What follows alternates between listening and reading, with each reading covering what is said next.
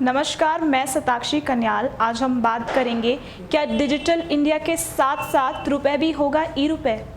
Crypto currency आखिर क्या है? ज़्यादातर जगहों पर क्रिप्टो करेंसी और डिजिटल करेंसी दोनों टर्म्स को एक ही जगह पर इस्तेमाल किया गया है।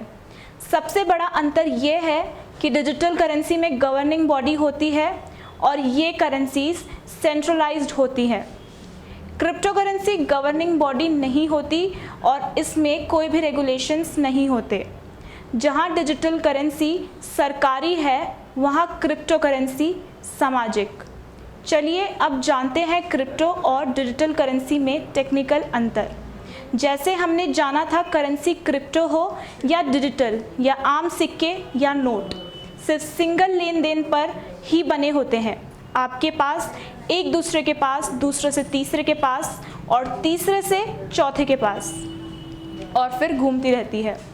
डिजिटल करेंसी की बात करें तो फ़ोन ही करेंसी होता है और ये होता है क्रिप्टो करेंसी में भी। अगर बात करें क्रिप्टो करेंसी और डिजिटल करेंसी की तो दोनों में ही ज़्यादा अंतर नहीं है। इसे सामाजिक विज्ञान में अंतर बताया था।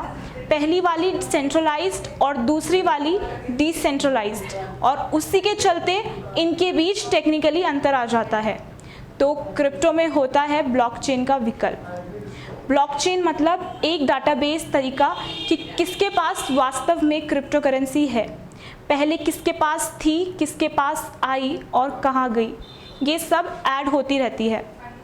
क्रिप्टो करेंसी के माध्यम से शॉपिंग कर रहे सबसे पहले आपका लेन देन ब्लॉकचेन को हिट करेगा। आसान भाषा में कहें तो क्रिप्टो करेंसी एक डिजिटल प्रणाली है जो कंप्यूटर एल्गोरिथम पर बनी है। ये सिर्फ डिजिट के रूप में ऑनलाइन रहती है और इस पर किसी भी देश या सरकार का कोई नियंत्रण नहीं है। और अगर हम उदाहरण की बात करें तो बिटकॉइन क्रिप्टो करेंसी है। एक वक्त था जब दुनिया में कोई मुद्रा नहीं थी, सिर्फ वस्तुओं के बदले वस्तुओं का लेन देन होता था।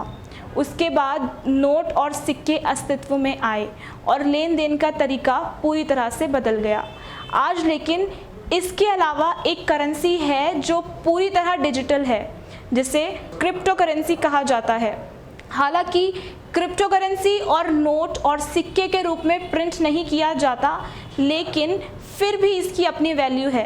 यानी कि क्रिप्टो करेंसी से अपना सामान खरीद सकते हैं, इन्वेस्ट भी कर सकते हैं, लेकिन अपनी तिजोरी में नहीं रख सकते, ना ही बैंक के लॉकर में रख सकते हैं, क्योंकि यह डिजिट्स के रूप में ऑनलाइन रहती है।